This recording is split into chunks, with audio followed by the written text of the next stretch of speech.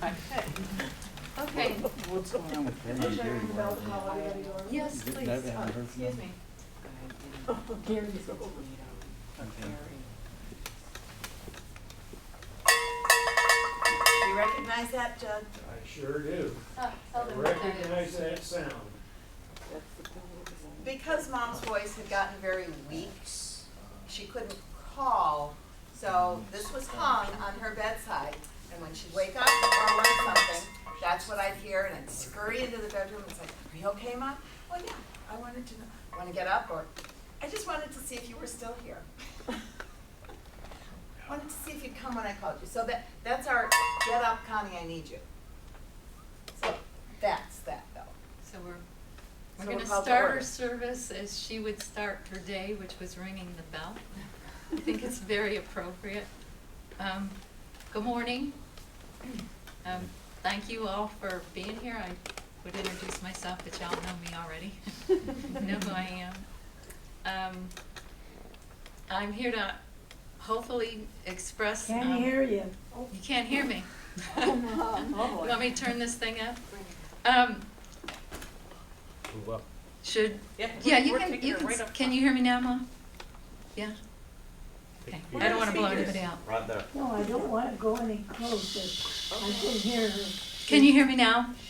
Go ahead now. Okay, thank you. Sorry. It's an honor to speak on behalf of my mom today, and I truly hope I can express her sentiments and the sentiments of my brother and sister toward my mom, the essence of her personality, and the great dignity and grace she had in her life. Can't hear her. Sorry, Ma, I'm sorry. You want to come up closer? You can Wanna come go up closer. there so you can hear a little better? Is there a Put mic? your feet Where's the up. mic? Keep your feet up. I can't hear you. Read her lips. Can you hear me now? Are we good? You'll hold my hand? Go ahead. Okay. Talk louder. I'm going to try, okay? I got a speaker and a microphone, so I'm going to try. Everyone here and my family online and friends online, you are all people that my mom loved dearly. And I know,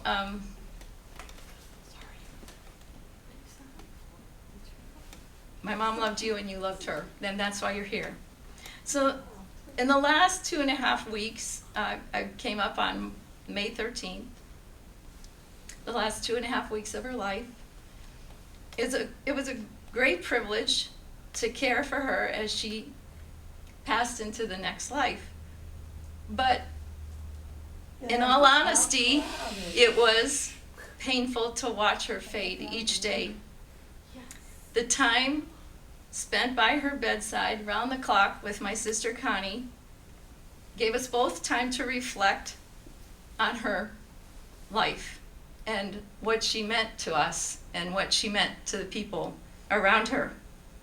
A simple summary of her life can be summed up as this: she truly did not have an enemy.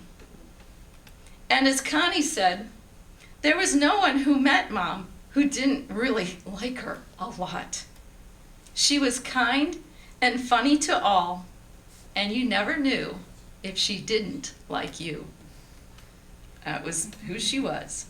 Mom had the innate ability to find humor in most any situation. She could poke good fun at people, and often she used herself as the butt of her own jokes. She truly lived by 5 F's in her life. The first F is family. Second was she was feisty. Third, she was fierce. Fourth, she was funny. And fifth, she was faithful. Number 1 was family. Her family was important to her. Mark, Connie, myself, her grandkids, Chuck, Corey, Kristen, Lucia, Zach, Tristan, Kate, Kelly, Trey, her great-grandkids, Noah, Maya, Alina, Will, Madden, Carter, Bryce. Those were the people that were important to her. And I think they would probably agree she was a wonderful record keeper and highly organized, to the point that until recent years, they never missed receiving a birthday card. And neither did close friends or family.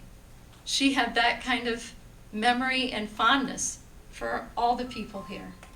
And that card always came on time.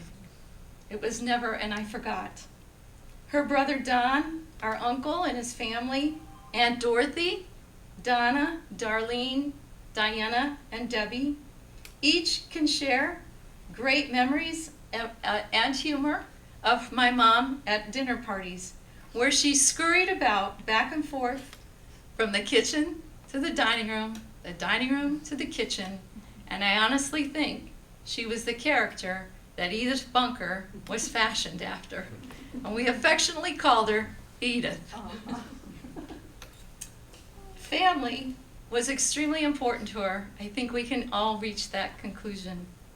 Number 2, she was feisty. As Connie and I cared for Mom in the last weeks of her life, we both recalled the same story Mom had told us about her encounter with a less than honest plumber. The plumber had been recalled to her house to correct a repair that he had performed previously. While they were both in the basement, my mom noticed in the gentleman's, and I use that term loosely, toolbox was a tool that belonged to my father. The gentleman had stolen it. When my mom told me the story in a phone conversation, I asked her, well, what did you do? And this 80-year-old woman, about 80 at the time, 99-pound widow who lived by herself, responded incredulously saying, well, I reached in his bag and took it back. I put it on the shelf where it belonged, as if that was a normal thing to do.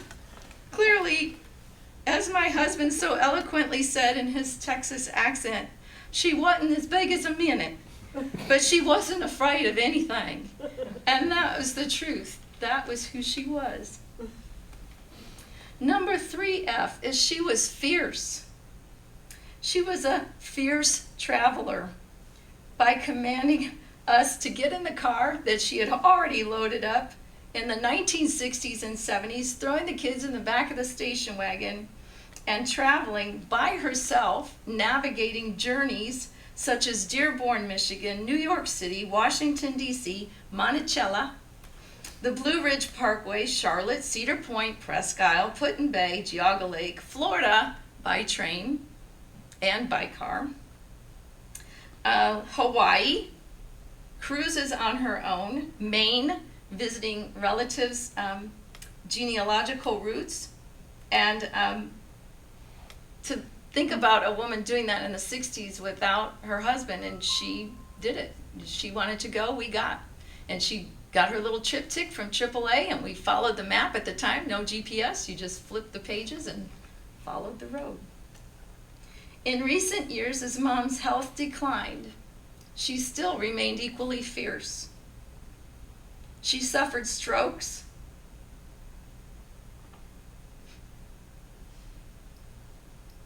a broken hip, pneumonia, and a fractured spine. She worked diligently, although somewhat reluctantly at times, to regain her health and her strength. And through the prodding and care of her family, for the most part, she accomplished that. Along with Corey's prodding, drink, Grandma, drink. Because my mom was usually dehydrated and not very, she needed the extra prodding to make sure she got the fluid. But apparently he could command that little feisty woman to drink, and she would follow through.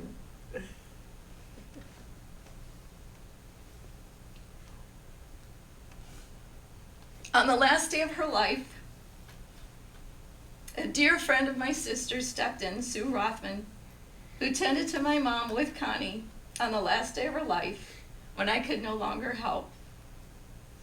Sue had visited her the week before when she was barely conscious, and it was the last time I think Connie would agree, that we saw my mom smile.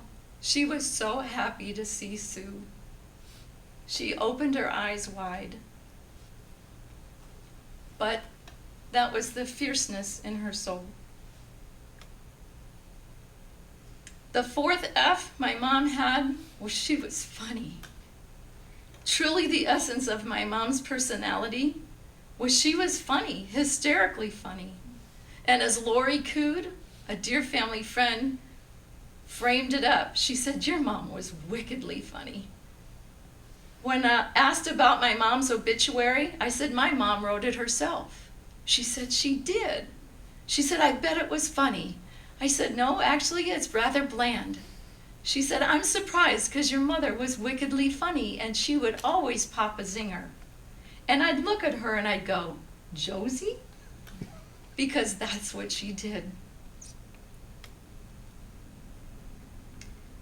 On a return trip from Florida on a train, Diana, my mom, and I drove back through the mountains of Virginia, although I'm not sure it was intentional. Mom was in the back seat navigating with her AAA triptych. As I was driving through the mountains of Virginia, up the hairpin turns and down the hairpin turns and up the hairpin turns and down the hairpin turns, I repeatedly asked my mom the question, "Are you sure we're on the right path?" "Yes," adamantly, she replied, "Keep going." After 5 hours of going up and down the mountainside and finally coming out the other side, I again asked her, once we were on the straight and narrow, "Was that the right path?" She laughed and said, "Well, we actually did make a wrong turn way back there, but I didn't want to say anything. And besides, we made it anyway." Although I don't remember specifics about that trip, I think Diana and I can agree it was a week of laughter so much that it hurt our faces and our tears came streaming down our faces.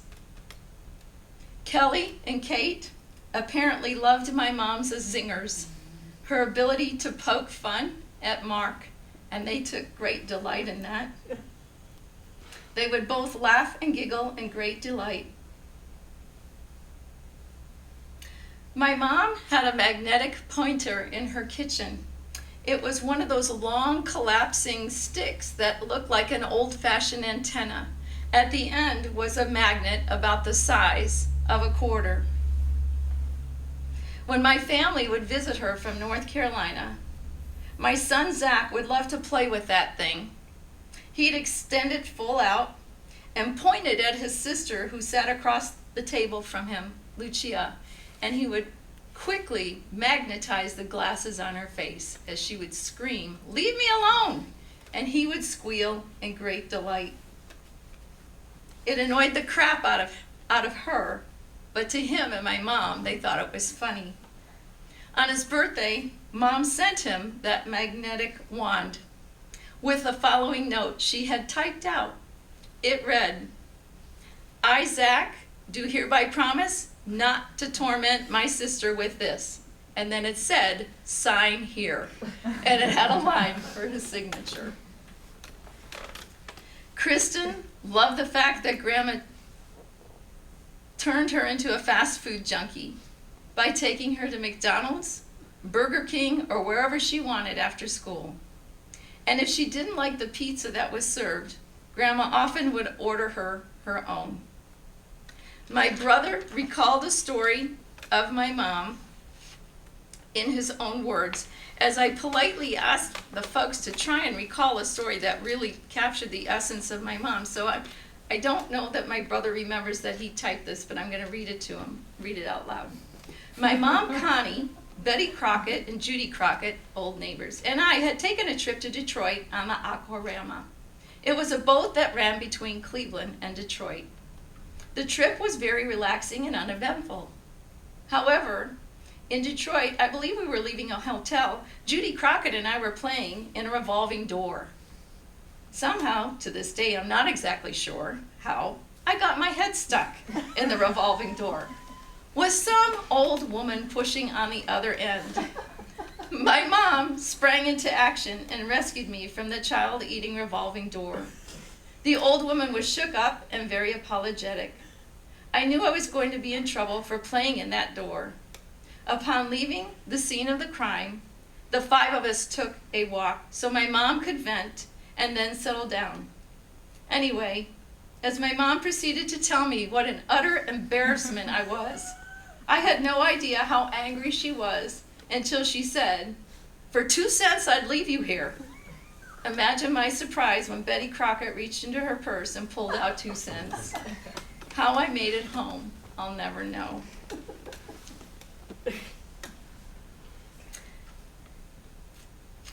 Debbie had posted in my mom's book several years ago when we had a memory party for her. Her husband Keith would often offer to help someone get in the car and slap them on the keister as they stepped into the vehicle. Now, every time Keith would ask my mom if she needed help getting in the car, she would say, "Oh no!" She didn't want help. No, she did not want help. And then I just want you to know, for Donna, Darlene, Mark, Connie, all of us who spent time, Diana, Debbie, and Ripley, we all know what the red bucket stands for. Clean feet. My mom had this thing for clean feet. Connie tended my mom's medical needs with great care, concern, and compassion for my mother, especially in the final days of her life. Chuck and Judd often kept her company and sat with her as she declined in her ability to interact, speak, eat, or make decisions. And again, I'll refer back to Corey, who apparently could just command her to do things such as drink, and she would. Ultimately, I think our family would entirely agree. The best and highest compliment we could pay to my mom's memory was to remember that she was so funny. As we come to the final F in my mom's life, we have to remember 2 old sayings. Number 1, there are 2 sides to every story, and there are 2 sides to people. Character is who we are when no one is looking, and who we are in the dark. While my mom did not have a dark side to her, she truly had a private and personal personality. Her last F in her life and her final F was her faith. Most of you know of her love for polka, which was playing when we came in, and we immediately started to smile. I think Mom would have appreciated that. But I'm not sure how many of you know of her love for Gaither homecoming gospel music. It went hand in hand with her love to play hymns on the piano until she lost the ability to play piano because of her stroke. And I did not know this, but Connie recounted that Mom had told her for a short period of time, Mom played in a church. Like most of us, she had a crisis in faith in her 20s when her father, who didn't let them attend church, had passed on. She and her mom decided they were going to attend. But that was not long-lived because her mother passed away shortly thereafter her dad did. The crisis in faith is an intersection that I think we all come to at some time. It goes like this. If there is a God, why did he let this happen? Why does he allow pain and suffering if he does truly exist? It's a common intersection. Most of us meet one day.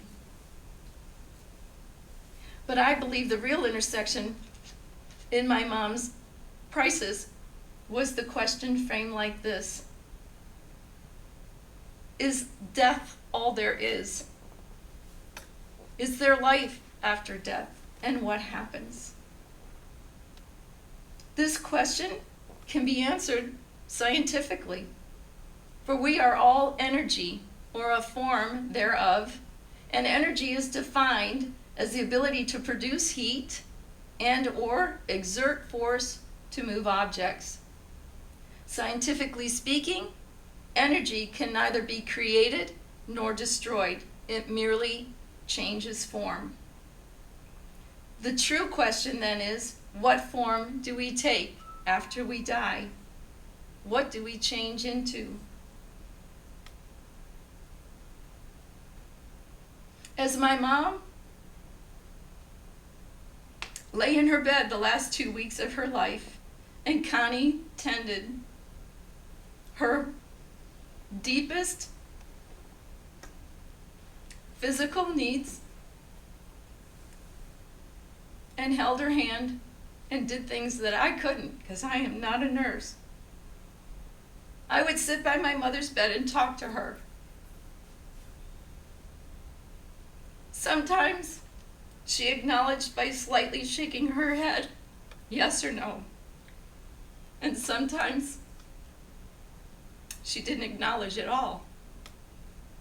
The medical community says that people can hear even in a semi-conscious or unconscious state. So I would talk to her anyway and say, Mom, you're getting ready to take a trip. And I'm going to read to you your triptych so you know where you're going and how to get there. And I read to her aloud Revelations 21, 4 and 5, which goes like this. He will wipe away all tears from their eyes, and there shall be no more death, nor sorrow, nor crying, nor pain. All of that is gone forever. And the one sitting on the throne said, see, I'm making all things new. And then he said this to me, write this down, for what I tell you is trustworthy and true. It is finished. I wanted my mom to know that she was going to be brand new. And when she moved into the next life, she could dance the polka. And she wouldn't limp. And she wouldn't drag her foot. And she would speak clearly. And she could play the piano.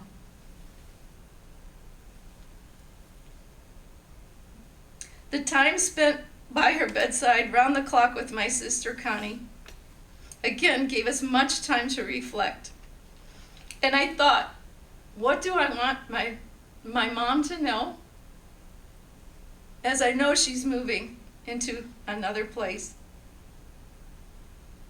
I would read to her 1 Corinthians 15, where we're all changed in the twinkling of an eye and with the brand new bodies. I wanted my mom to know that her body energy would change and she would be brand new. This truly is the answer to what happens when we die. And I made sure my mother knew this because I didn't want to grieve as if I would never see my mother again, because that would be too painful. But I grieve with the hope of seeing her again, because she knows the way to heaven is to merely ask as the dying thief did, remember me when you come into your kingdom, Jesus. And she did. She loved the Gaithers. She loved all that gospel music. She knew Jesus Christ, but it was very personal and private to her.